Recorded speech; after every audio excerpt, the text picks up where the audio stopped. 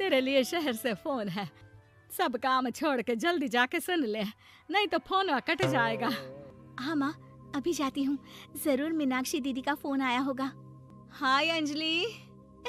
नमस्ते दीदी, मेरा मतलब हाय, कैसी हो आप? यहाँ तो सब ठीक है। मामा मामी कैसे हैं? तू कैसी है? मेरे तो एग्जाम्स होने वाले हैं। हर रोज कॉलेज जाना पड़ता है, lectures, extra classes, private coaching. ओ मैं तो इतना थक जाती हूँ, क्या बताऊँ। आपकी कॉलेज वाली बहन जी आपको इतना पढ़ाती हैं, तो घर कब जाती हैं आप दीदी? अरे नहीं, ये सब सिर्फ मेरी प्रोफेसर नहीं पढ़ाती, मैं अलग से दूसरे टीचर्स के पास भी पढ़ने जाती हूँ। दीदी फिर तो आप बहुत थक जाती होगी ना। आप ना पैदल मत जाया करो, टांगा ले लिया करो दीदी। नहीं मेरी भोली बहन, ना मैं पैदल जाती हूँ, ना ही यहाँ टांगा मिलता है। मैं बस से जाती हूँ और थोड़ी दूरी के लिए रिक्शा ले लेती हूँ। सच्ची? वहाँ पर टांगे नहीं, बस चलती है? वाह, वो भी हर रोज? हमारे गांव में भी बस आती है, दिन में 2 बार। यही तो खास बात है शहर की। यहाँ बसें पूरा दिन दौड़ती हैं सड़कों पर, और सिर्फ बसें ही नहीं, कार, स्कूटर और ट्रक भी। और तो और थोड़ी दूरी पर तो हवाई जहाज भी है, जहाँ से हवाई जहाज आसमान में उड़ते हैं। अच्छा दीदी, मैं फोन रखती हूँ। बुआ जी, फूफा जी को मेरा नमस्ते कहना। हाँ माँ, हम लोग शहर में क्यों नहीं रहते? बुआ जी, फूफा जी और मीनाक्षी दीदी तो शहर में ही रहते हैं। अरे क्योंकि तेरे बुआ जी की शादी शहर में हुई थी, इसलिए बेटा। शादी से पहले वो भी तेरे पापा और दादा दादी के साथ गांव में ही रहती थी। तो फिर माँ, मुझे शहर भेज दो ना, मैं भी शहर देखना चाहती हूँ। इतनी बार मीनाक्षी दीदी से शहर के बारे में सुन चुकी हूँ, अब मैं भी वहाँ जाकर देखना चाहती हूँ। बस आप मुझे शहर भेज दो। ठीक है, इस बार गर्मियों की छुट्टियों में कुछ दिन रह आना शहर, अपनी बुआ के घर। अब तो खुश ना? हाँ माँ, बहुत खुश। आप देखना मैं शहर जाके कितने मजे करती हूँ। अंजलि अगले दिन स्कूल जाती है और वहाँ अपने सारे दोस्तों को अपने शहर जाने की बात बताकर चिढ़ाती है। अरे श्रद्धा, शीतल, सरोज, तुम लोग इन गर्मियों की छुट्टियों में कहाँ जा रही हो? एकादशी वाले गांव के मेले में। हम तो दूसरे गांव में नानी के घर जाएंगे, उनका घर नहर के किनारे है, बड़ा मजा आएगा। हम इस बार कहीं नहीं जा रहे, बल्कि हमारे घर में रहने के लिए मेहमान आएंगे। और तू? अरे मेरा क्या है, मैं तो बस पास वाले शहर जा रही हूँ, अपनी बुआ जी के घर। वहीं रहूंगी कुछ दिन। तुम लोग चिंता मत करना, मैं चिट्ठी लिखूंगी तुम सबको वहाँ से। पापा मुझे तो चक्कर आ रहे हैं, जी घबरा रहा है। बेटा शहर आने की जिद भी तो तूने ही की थी। अब पहली बार बस में चढ़ी है तो यही होना था, भुगतो अब। अरे मामा जी, अंजलि, आप लोग आने से पहले बता तो देते, मैं लेने आ जाती बस स्टैंड तक।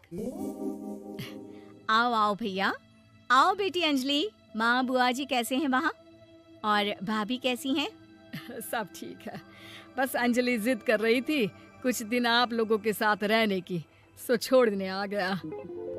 दीदी, आप मुझे शहर घुमाने ले जाओ ना, मुझे भी शहर देखना है।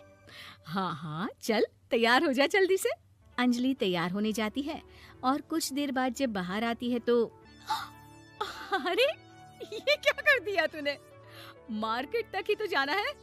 इतनी डार्क रेड लिपस्टिक, इतने बड़े बड़े झुमके और चूड़ियां और चेहरे पर इतना सारा पाउडर। मेरी बहन, ऐसे नहीं चलेगा, जा और ये सब हटा के आ।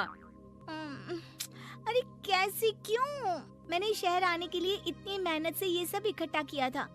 और वैसे भी मैंने देखा है मोहल्ले की राधा काकी के टीवी पर एक फिल्म चल रही थी, उसमें हीरोइने ना ऐसे ही तैयार होकर जाती है घूमने। सब पता है मुझे, मैं तो ऐसे ही जाऊंगी दीदी।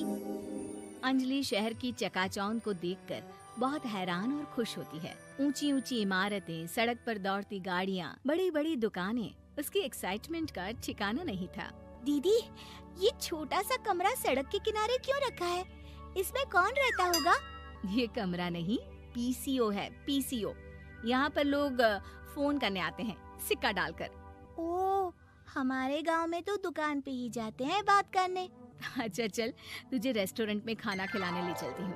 Excuse me, 2 plate noodles please and 2 Cola. Meenakshi को ऑर्डर प्लेस करते हुए अंजलि बहुत ध्यान से देखती है और थोड़ी ही देर में ऑर्डर लेकर वेटर आ जाता है और खाना टेबल पर रख देता है। अरे, ये लंबी लंबी सेवइयाँ खाते कैसे हैं दीदी? और इसके साथ कोई अचार, प्याज, मूली कुछ भी नहीं दिया, बस ये छोटा सा पेट खुजाने वाला दे दिया है। गांव में तो छोटे छोटे चावल ही होते हैं जो कि हाथ से ही खा लेती हूँ। अब इसे कैसे खाऊं दीदी? एक्सक्यूज मी, एक चम्मच प्लीज, और लिटिल प्याज और अचार और मूली और एक गिलास मट्ठा, वो बाद में। हाँ, अब ये सब सुनकर आसपास बैठे लोगों को हंसी आ जाती है।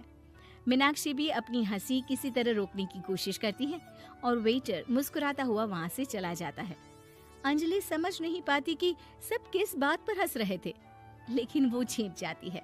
दीदी, मुझे लगता है कि मुझे इन सेवइयों को ऐसे ही खा लेना चाहिए, इसी पेट खुजाने वाले कांटे के साथ। एक काम कर, तू मुझे खाते देख, जैसे मैं खाऊं तो भी वैसे ही खा ले। ठीक है दीदी। अंजलि खाते खाते नूडल्स में सिरका ज्यादा डाल देती है, फिर ऊपर से नमक दानी से खेलते हुए काफी नमक भी अनजाने में छिड़क लेती है। अरे, ये क्या क्या खा लिया? अरे हाय हाय, कितना कड़वा है। पानी पानी, ये काला शरबत ही पी लेती हूँ। और जल्दबाजी में अंजलि जल्दी जल्दी कोला पी लेती है, जिससे उसके नाक में झंझनाहट होती है। दीदी, मुझे ले चलो यहाँ से। मैं ये सब शहरी खाना नहीं खा सकती। अब शर्म के मारे मीनाक्षी अपनी बहन को वापस घर ले जाती है और कहती है कि देख अंजलि, माना कि शहर और गांव एक दूसरे से बहुत अलग है, लेकिन इसका मतलब ये नहीं कि हमेशा शहर ही बेहतर हो और उस वजह से हमें वो सब करना पड़े जो हम नहीं कर सकते। शहर में सहूलतें तो हैं ही, पर चुनौतियां भी हैं। हम जहाँ भी रहें, हमें कभी अपने आप को कम या ज्यादा नहीं समझना चाहिए। और किसी भी नई जगह में ढलने में समय लगता है, उसके लिए तुम्हें दूसरों की नकल करने की कोई जरूरत नहीं है। बेटा, घूम लिया शहर या अभी और घूमना है? नहीं पापा, मैं अपनी गलती समझ गई हूँ। आप गांव ही ले चलिए मुझे।